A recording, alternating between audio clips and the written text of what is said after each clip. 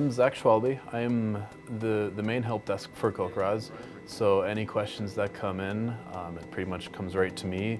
We get questions over email, questions over phone, just from mostly observers asking questions about either the website, but also just different educational questions about how do I report this type of precipitation, or is dew precipitation, or is frost precipitation, or what do I do in the case of a big hailstorm? How do I report that? Part of Kokoroz is hail. That's the H in Kokoroz.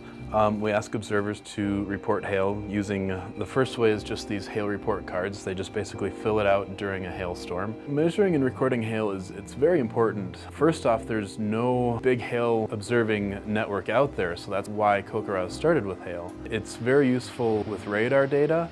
It's very useful for insurance adjusters.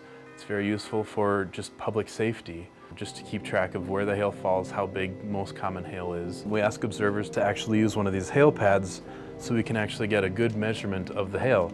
Basically, it's just a 12-inch by 12-inch styrofoam block. We have instructions online how to make the hail pad. And then we just ask observers to put it usually someplace secure, so we suggest just on your snowboard. And then hail falls on it, and we can do all sorts of analyses on these to figure out how big the hail was, how many hailstones there were during this storm. And it's very useful data for all sorts of scientists. This is an example of a small or even rice-sized hail, one of our very smaller hailstones. The next one we have kind of a small to medium, which is more pea-sized and larger.